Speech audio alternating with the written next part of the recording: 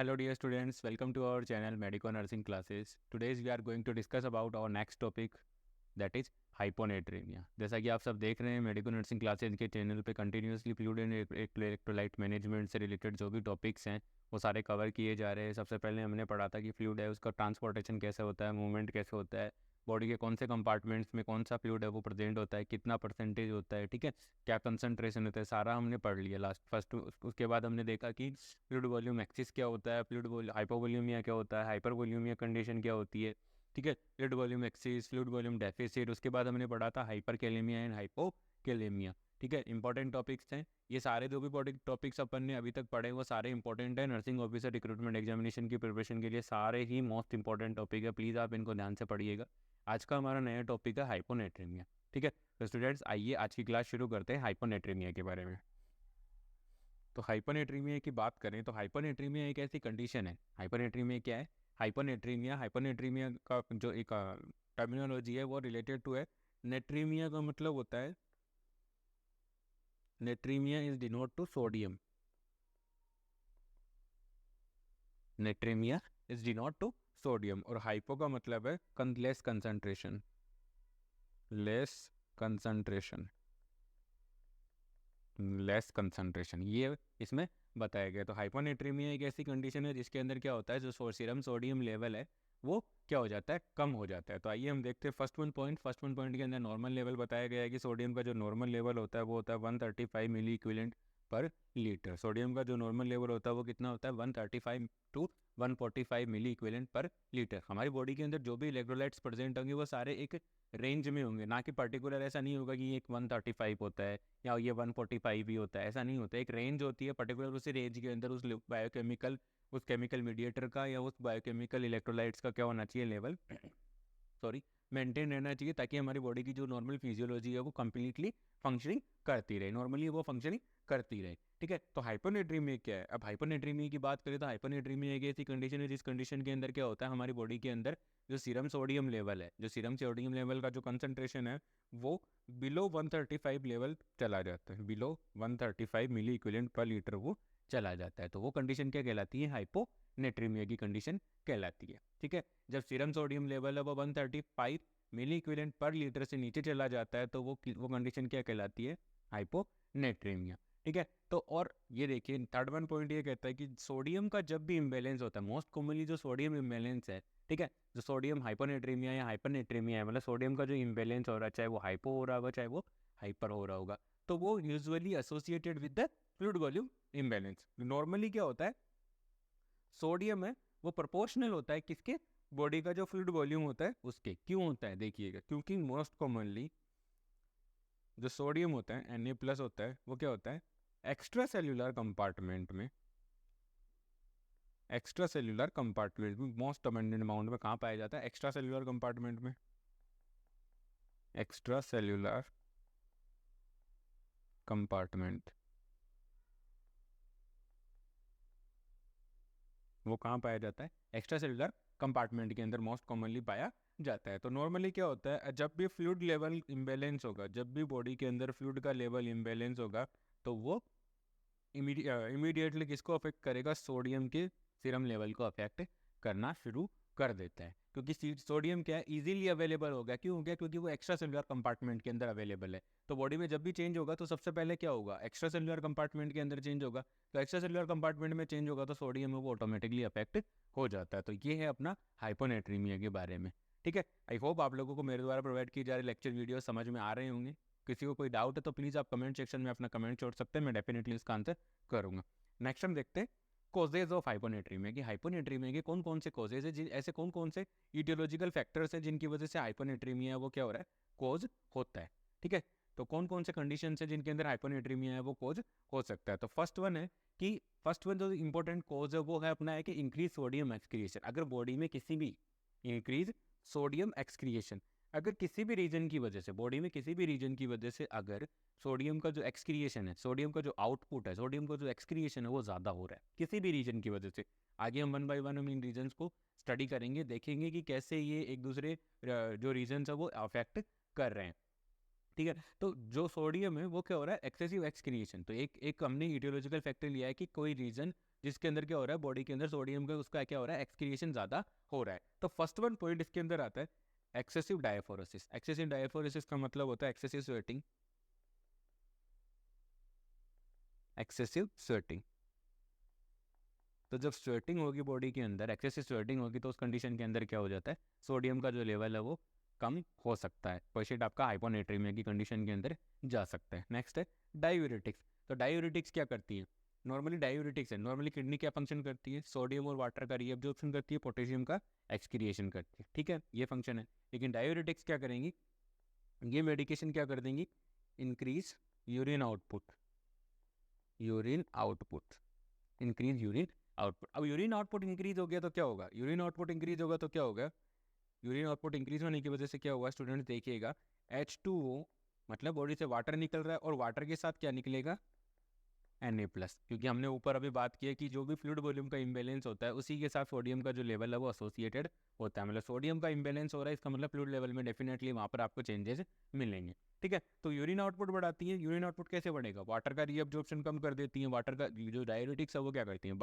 Water का reabsorption कम कर देती है, रीनल ट्यूब्यूल्स के अंदर एब्जॉर्प्शन है वो कम होता है, और कम होगा तो क्या होगा, वाटर का एब्जॉर्प्शन कम होगा तो क्या होगा, सोडियम है वो वाटर के साथ ऑटोमेटिकली बाहर निकल जाएगा।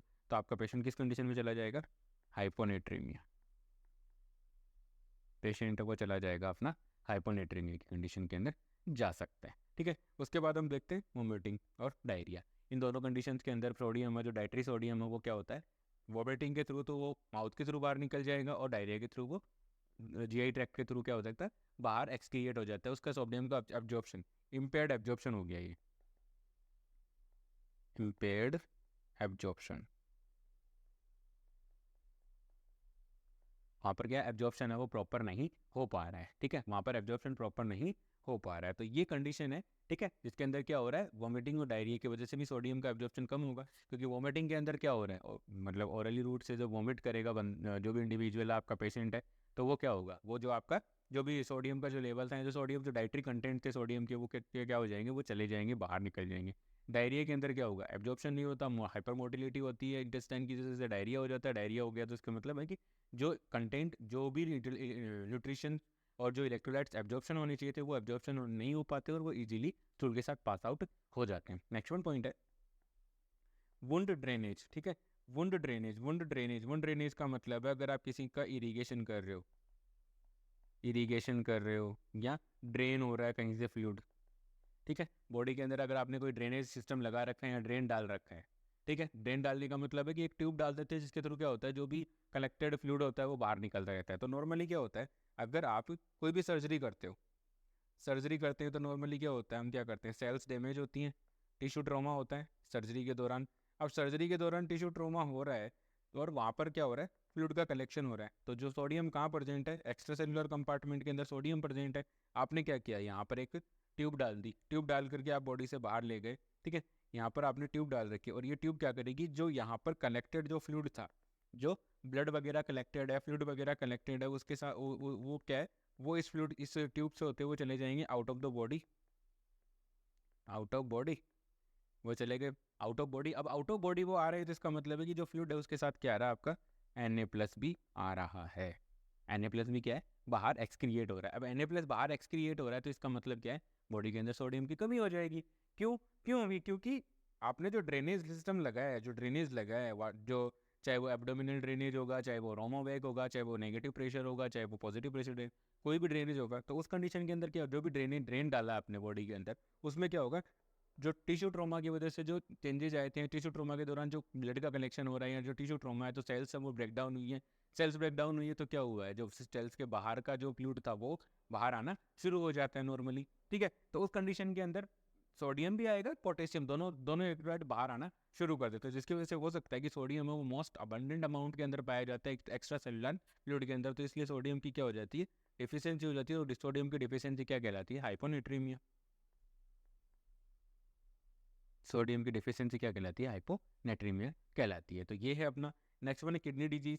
किडनी डिजीज़ की अगर हम बात करें, वुंड ड्रेनेज वाला समझ में आ गया होगा, आई होप। नहीं आया तो प्लीज़ आप मुझे कमेंट सेक्शन में बताइए, मैं डेफिनेटली दोबारा समझाऊंगा, ठीक है। नेक्स्ट अपना किडनी डिजीज। तो किडनी डिजीज़ की बात करें तो अगर रीनल फंक्शन इम्पेयर्ड है, किसी भी कोई भी किडनी डिजीज़ है, चाहे क्रॉनिक किडनी डिजीज़ है, एक्यूट किडनी डिजीज़ है, एक्यूट ट्यूबुलर नेक्रोसिस हो रखा है, ठीक है, चाहे वो कुछ भी किडनी की कोई भी डिजीज होगी जिसके अंदर क्या हो रहा है, सोडियम और वाटर का अगर रीअब्जॉर्प्शन कम हो रहा है तो डेफिनेटली कि वहाँ से सोडियम में उसका एक्सक्रिएशन क्या हो जाएगा, बहुत ज़्यादा हो जाएगा।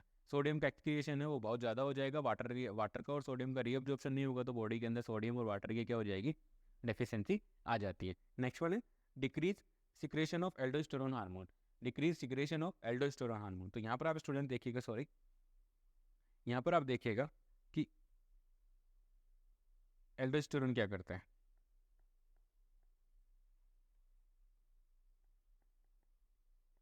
एल्डोस्टेरोन हार्मोन, एल्डोस्टेरोन हार्मोन क्या करता है, एड्रिनल ग्लैंड से रिलीज होता है, कॉर्टेक्स से, और ये क्या करता है, रीनल ट्यूब्यूल्स पे एक्ट करता है, रीनल ट्यूब्यूल्स पे एक्ट करता है, ठीक है, एक्ट ऑन रीनल ट्यूब्यूल्स। अब रीनल ट्यूब्यूल्स पे एक्ट करके ये क्या करता है, नॉर्मली वाटर और Na+ का क्या कर देता है, रीअब्जॉर्प्शन, क्या करता है, रीअब्जॉर्प्शन कर देता है। अब देखिए ईटियोलॉजी क्या कह रही है, डिक्रीज सिक्रेशन ऑफ एल्डोस्टेरोन, अगर यहाँ से आपका एल्डोस्टेरोन हार्मोन है वो क्या हो गया, डिक्रीज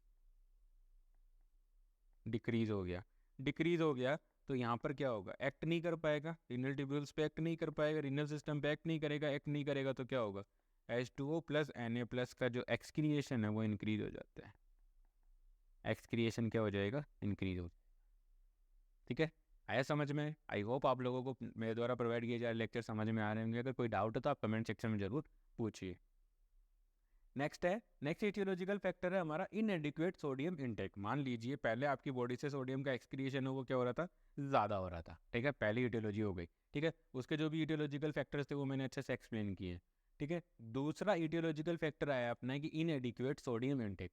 मान लीजिए आप इनटेक ही नहीं कर पा रहे हो, सोडियम का इनटेक ही नहीं कर रहे हो, तो क्या क्या रीज़न हो सकते हैं, फास्टिंग, ठीक है, आपका पेशेंट है वो फास्टिंग के ऊपर है, या फिर मान लीजिए कोई ऐसी रीज़न है जिसकी वजह से इंडिविजुअल ने फास्ट किया हुआ हो और वो नहीं खाना नहीं खा रहा हो, ठीक है, dietary sources, not take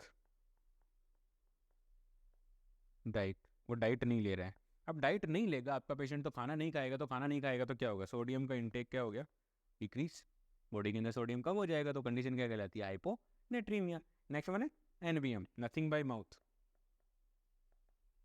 nothing bye mouth.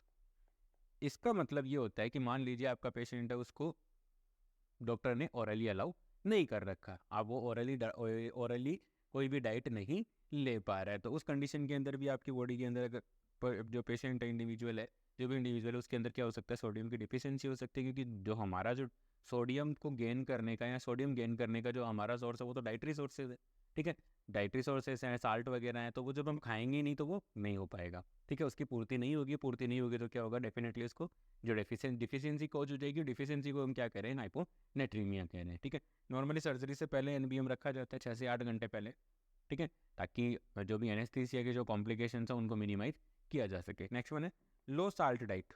Normally हमारी डाइट के अंदर जो सोडियम होता है वो साल्ट के अंदर होता है, जो नमक हम खाने में ऐड करते हैं उसके अंदर होता है, तो अब अगर वहाँ पर नमक है, नमक नहीं है, लो साल्ट डाइट, अगर आपका पेशेंट है वो लो साल्ट डाइट या साल्ट रेस्ट्रिक्टेड डाइट के ऊपर है, साल्ट रेस्ट्रिक्टेड डाइट के ऊपर आपका पेशेंट है, तो उस कंडीशन के अंदर क्या होगा, Na+ है उसका हो जाएगा, डिक्रीज हो जाएगा, उसके अंदर क्या हो जाएगा, सोडियम उसकी क्या हो जाएगी, डिफिशियंसी हो जाएगी। लो साल्ट डाइट है, लो साल्ट डाइट या साल्ट रेस्ट्रिक्टेड जो डाइट होती है वो हम कहाँ यूज़ करते हैं, इन केस ऑफ हाइपरटेंशन और एडिमा, हाइपरटेंशन और एडिमा के केस में, क्यों, क्योंकि साल्ट अगर जाएगा तो साल्ट की से क्या जा रहा है, सोडियम, और सोडियम की एक नेचर होता है कि सोडियम क्या करेगा, अपने साथ हमेशा H2O को बाइंड करके रखता है, और बाइंड करके रखेगा तो H2O अगर ज़्यादा होगा तो क्या होगा, एडिमा इंक्रीज होता रहता है। तो ये है अपना दूसरा cause, इनएडिक्वेट sodium intake. Third one है डाइल्यूशन ऑफ सीरम सोडियम। एक ऐसी इटियोलॉजी है जिसके अंदर सीरम का जो सीरम सोडियम लेवल है वो क्या हो रहा है, डाइल्यूट हो गया हो, वो क्या हो गया है, डाइल्यूट हो गया हो। डाइल्यूट होने का मतलब है कि किसी भी रीजन की वजह से वहाँ पे फ्लूइड ज़्यादा हो गया है, ठीक है, उस वजह से हो सकता है कि वो सोडियम उसका लेवल कम हो जाएगा, ठीक है। तो फर्स्ट वन है हाइपोटोनिक फ्लूइड है, एक ऐसा फ्लूइड है जिसके अंदर सॉल्यूट है वो क्या है, कम है, ठीक है। हाइपोटोनिक फ्लूइड क्या होता है, हाइपोटोनिक फ्लूइड, हाइपोटोनिक फ्लूइड क्या होता है, less solute concentration, less solute concentration, solute की जो कंसंट्रेशन है वो क्या है, कम है, less solute concentration, less solute concentration है तो उस कंडीशन के अंदर क्या है, सोल्यूट की जो कंसंट्रेशन है वो कम है, सोल्यूट की कंसंट्रेशन कम है तो वो सोल्यूशन क्या कहलाएगा अपना, हाइपोटोनिक। हाइपोटोनिक का मतलब हो गया कि सोल्यूशन के अंदर सोडियम की क्या है, कमी है, सोडियम की। अगर यहाँ पे एग्जाम्पल हम हाइपोनेट्रीमिया की बात करें तो हम यहाँ पे बात करें सोडियम है वो क्या है, लेस है सोल्यूशन के अंदर, जो भी अपन सोल्यूशन यूज़ कर रहे हैं सोल्यूशन के अंदर सोडियम लेस है, और वाटर क्या है, मोर है, वाटर क्या है, मोर। तो अब अगर आप ये सॉल्यूशन हाइपोटोनिक सॉल्यूशन पेशेंट को एडमिनिस्टर करोगे तो पेशेंट की बॉडी के अंदर एक्स्ट्रा सेलुलर फ्लूइड है, पेशेंट की बॉडी के अंदर क्या है, एक्स्ट्रा सेलुलर फ्लूइड है,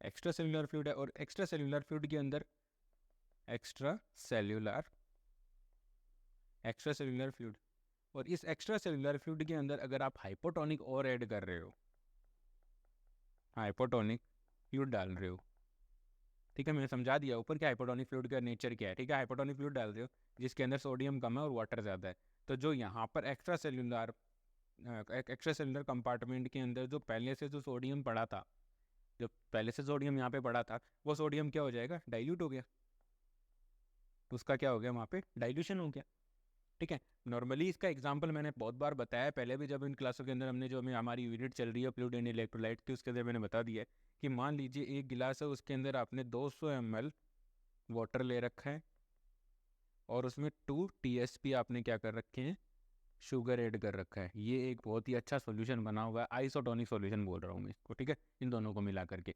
अब आपने क्या किया, इस 200 ml के अंदर 200 ml वाटर और ऐड कर दिया, तो अब क्या हो गया, TSP, और शुगर आपने ऐड की नहीं, तो ये सॉल्यूशन क्या हो गया आपका, हाइपोटोनिक हो गया, हाइपोटोनिक हो गया। तो यहाँ पे क्या था, जब तक आपने हाइपोटोनिक सॉल्यूशन पेशेंट को एडमिनिस्टर नहीं किया था तब तक आइसोटोनिक सिचुएशन बनी हुई थी एक्स्ट्रा सेलुलर कंपार्टमेंट के अंदर, लेकिन जैसे ही आपने ये 200 ml, मतलब आपने जैसे ही ये हाइपोटोनिक सॉल्यूशन ऐड किया तो उसकी वजह से क्या हुआ, जो एक्स्ट्रा सेलुलर कंपार्टमेंट है उसके अंदर जो सोडियम है उसका क्या हो गया, डाइल्यूशन हो गया, डाइल्यूशन होने की वजह से सोडियम का क्या हो गया, डिफिशियंसी है वो कोज हो गई है, ठीक है। आई होप आपको समझ में आया होगा, अगर डाउट हो तो प्लीज़ आप कमेंट सेक्शन में जरूर पूछिए। नेक्स्ट वन है irrigation with hypotonic solution, irrigation with hypotonic solution, irrigation with hypotonic solution, ठीक है। इरिगेशन विथ हाइपोटोनिक सॉल्यूशन को समझते हैं अपन, irrigation with hypotonic solution, irrigation with hypotonic solution, hypotonic solution के लिए अपन क्या इरिगेशन करेंगे, अब उसमें देखिए इरिगेशन कर रहे हैं, ठीक है। नॉर्मली क्या हो रहे हैं, अगर आप किसी भी इरिगेशन कर रहे हैं, कोई भी इरिगेशन है, इरिगेशन है, वो इरिगेशन नॉर्मली कहाँ होता है, एक्स्ट्रा सेल्यूलर कंपार्टमेंट के अंदर होता है, इरिगेशन है वो कहाँ हो रहा है, एक्स्ट्रा सेलुलर कंपार्टमेंट के अंदर, कहाँ हो रहा है, एक्स्ट्रा सेलुलर कंपार्टमेंट के, एक्स्ट्रा सेलुलर कंपार्टमेंट के अंदर हो रहा है, तो एक्स्ट्रा सेलुलर कंपार्टमेंट के अंदर क्या है, सोडियम है, ठीक है। इरिगेशन विथ हाइपोटोनिक, अब आपने जैसे मान लीजिए आपने क्या किया, आपने तुरंत वहाँ पे क्या किया, हाइपोटोनिक सॉल्यूशन ऐड कर, अब आप क्या कर रहे हो, हाइपोटोनिक सॉल्यूशन आप एक्स्ट्रा सेलुलर कंपार्टमेंट के अंदर क्या कर रहे हो, डाल रहे हो। अब हाइपोटोनिक डाल रहे हो तो उससे क्या होगा, जो सोडियम है, हाइपोटोनिक डाल रहे हो तो सोडियम क्या करेगा, सोडियम क्या करेगा वहाँ पे, वो एब्जॉर्ब होगा, जो फ्लूइड आपने डाला वो क्या होगा, थोड़ा एब्जॉर्ब होगा, एब्जॉर्ब होगा तो क्या हो गया, वहाँ पे वाटर का जो कंसनट्रेशन है, H2O की जो कंसनट्रेशन है वो क्या हो जाएगी, इंक्रीज, क्योंकि आप इरिगेट कर रहे हो, ठीक है, और सोडियम की जो कंसनट्रेशन है वो क्या हो जाएगी, लेस। तो ये हो गया आपका हाइपोटोनिक इरिगेशन, हाइपोटोनिक इरिगेशन कर रहे हो तो जैसे ही आपने, अब जैसे ये हाइपोटोनिक है, ठीक है, इसके अंदर सॉल्यूट कम है, एक तो ये रीज़न है, ठीक है। दूसरा रीज़न ये हो सकता है कि एक तो ये रीज़न हो गया कि अपना ये वहाँ पे एब्जॉर्ब होगा, एब्जॉर्ब हो रहा था, नॉर्मली अपन ने ये बता दिया कि हाइपोटोनिक फ्लूइड का एडमिनिस्टर कर रहे हो तो एब्जॉर्ब हो रहा है, उसकी वजह से हाइपोटोनिक सॉल्यूशन है। अब आप इरिगेट कर रहे हो, इरिगेट कर रहे हो तो क्या कर रहे हो, एक्स्ट्रा सेलुलर कंपार्टमेंट के अंदर सोडियम प्रेजेंट है, वो सोडियम क्या करेगा आपका, जैसे ही हाइपोटोनिक सॉल्यूशन आया इरिगेशन के लिए तो उसके साथ क्या कर लेगा, एक्सचेंज कर लेगा, एक्सचेंज क्या करेगा कि वो सॉल्यूशन को, जो हाइपोटोनिक सॉल्यूशन है इरिगेशन का, hypotonic irrigation, hypotonic irrigation solution है, उस सॉल्यूशन को ये जो एक्स्ट्रा सेलुलर कंपार्टमेंट में जो सोडियम है जो सोडियम है वो सोडियम क्या करेगा, उसको आइसोटोनिक बनाने की कोशिश करेगा। आइसोटोनिक बनाने की कोशिश करेगा तो जो सोडियम एक्स्ट्रा सेलुलर कंपार्टमेंट के अंदर जो सोडियम है वो क्या करेगा, वहाँ से एब्जॉर्ब होके उसी इरिगेशन सॉल्यूशन के साथ क्या करेगा, आउट हो जाएगा, out from body, out from body. ठीक है, वो बॉडी के साथ बाहर, वो उस इरिगेशन सॉल्यूशन के साथ ही बाहर निकल जाएगा। क्यों निकलेगा, क्योंकि वो क्या चाहता है, सोडियम क्या चाहता है कि आइसोटोनिक कंडीशन एस्टेब्लिश हो। तो इसीलिए सेल के बाहर जो एक्स्ट्रा सेलुलर कंपार्टमेंट के अंदर सोडियम था, जैसे हाइपोटोनिक सॉल्यूशन आया उसके साथ उसने क्या किया, रिएक्ट किया। रिएक्ट करते सोडियम ने देखा कि इसके अंदर सोडियम, जो हाइपोटोनिक सॉल्यूशन है उसके अंदर सोडियम की कमी है, मतलब सोल्यूट की कमी है। तो जो एक्स्ट्रा सेलुलर कंपार्टमेंट का जो सोल्यूट था वो क्या कर रहा है, वो क्या कर रहा है, वो चला गया आपका उससे सोडियम के साथ इरिगेट होकर के सोडियम क्या कर गया, बाहर निकल गया है। तो ये है एक रीज़न इसमें। नेक्स्ट वन है किडनी डिजीज। किडनी डिजीज का मतलब है कि मान लीजिए सोडियम को रोक ही नहीं पा रही है आपकी किडनी। ठीक है, जैसे मान लीजिए सोडियम को रोकने का मतलब इन द सेंस ये है कि किडनी क्या कर रही है, वाटर है उसका एक्सक्रिएशन नहीं कर पा रही है। किडनी डिजीज क्या करेगी, देखिए यहाँ पर समझाने की कोशिश करता हूँ। ठीक है, नॉर्मली क्या है, किडनी क्या करती है, वाटर को एक्सक्रिएट करती है, वाटर और सोडियम को एक्सक्रिएट करती है। अब यहाँ पे क्या होगा, डाइल्यूशन कैसे होगा, देखो kidney unable to excrete water. अगर किडनी वाटर का एक्सक्रिएशन नहीं करेगी तो एक्स्ट्रा सेलुलर कंपार्टमेंट में ईसीसी एक्स्ट्रा सेलुलर कंपार्टमेंट, ठीक है, एक्स्ट्रा सेलुलर कंपार्टमेंट के अंदर क्या हो जाएगा, H2O का कंसंट्रेशन क्या हो जाएगा, इंक्रीज हो जाएगा। H2O का कंसंट्रेशन इंक्रीज हो जाएगा तो जो एक्स्ट्रा सेलुलर कंपार्टमेंट के अंदर पहले से जो सोडियम अवेलेबल है, पहले से जो सोडियम अवेलेबल है वो क्या हो जाएगा, डाइल्यूशन हो जाएगा। उसका क्या हो जाएगा, डाइल्यूशन हो जाएगा, वो डाइल्यूट हो जाएगा। ठीक है, तो ये भी एक रीज़न है कि आपकी बॉडी के अंदर सोडियम है वो कम हो सकता है। ठीक है, वाटर इनड्रॉविंग। वाटर इनड्रॉविंग का मतलब है कि अगर आप किसी भी कंडीशन के अंदर कोई भी इंडिविजुअल अगर पानी में डूब गया है, पानी में डूब गया तो क्या होगा, पानी उसकी बॉडी के अंदर गया, बॉडी के अंदर गया तो वो कहाँ सेट होगा, वो जो पानी गया है वो एडजस्ट कहाँ होगा, वो होगा एक्स्ट्रा सेलुलर फ्लूइड के अंदर। ठीक है, एक्स्ट्रा सेलुलर फ्लूइड के अंदर है। ठीक है, नॉर्मली मैंने अभी बताया था आइसोटोनिक कंडीशन एस्टेब्लिश कर रखी थी, लेकिन पानी और ऐड कर दिया। ठीक है, तो उसमें क्या होगा, सोडियम का क्या हो गया, डाइल्यूशन हो गया। सोडियम का क्या हो गया, वहाँ पे डाइल्यूशन हो गया। कैसे हुआ, क्योंकि आपने क्या किया, नॉर्मल कंडीशन थी, अवेलेबल थी, लेकिन आपने क्या किया, इनड्रॉविंग, वाटर इनड्रॉविंग। जैसे भी कोई इंडिविजुअल पानी में डूब रहा है, ठीक है, तो उस कंडीशन के अंदर उसकी बॉडी के अंदर जो वाटर था वो चला गया, पानी चला गया। अब पानी चला गया तो उस पानी के अंदर सोडियम की क्या थी, कमी थी, सोल्यूट कम था। तो उस कंडीशन के अंदर क्या हुआ, वहाँ पर जाने जो एक्स्ट्रासेलुलर कंपार्टमेंट है उसमें हाइपोटोनिक सॉल्यूशन गया तो वो डाइल्यूशन।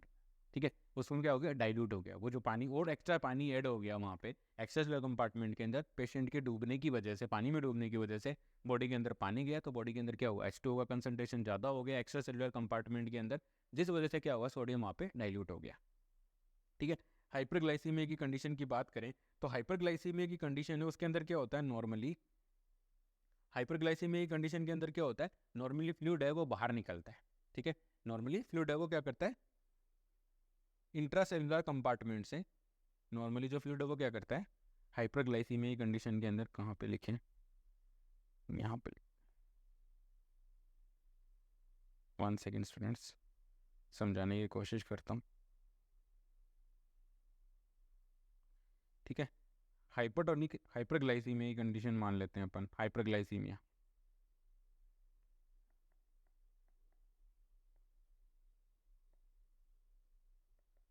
हाइपरग्लाइसीमिया की बात करें तो हाइपरग्लाइसीमिया में क्या होता है, जो फ्लूइड होता है बॉडी के अंदर, जो फ्लूइड होता है उसके अंदर वो क्या करता है, बॉडी के अंदर जो फ्लूइड होता है वो क्या करता है, मूव करता है, move from fluid, move from intracellular to extracellular, extracellular. अब इंट्रा सेलुलर से एक्स्ट्रा सेलुलर के अंदर आ रहा है, मतलब यहाँ पे आपको समझाने के लिए बताऊंगा मैं। मान लीजिए ये फ्लूइड था, अब इसमें जो फ्लूइड भरा हुआ है, इसके अंदर जो फ्लूइड भरा हुआ है, ये जो फ्लूइड भरा हुआ है ब्लूइश कलर का यहाँ पे, ठीक है, तो वो फ्लूइड क्या कर रहा है, वो फ्लूइड है वो क्या कर रहा है, इंट्रा सेलुलर वाला फ्लूइड क्या कर रहा है, बाहर निकलेगा। इंट्रा सेलुलर वाला फ्लूइड कहाँ आ रहा है, एक्स्ट्रा सेलुलर में।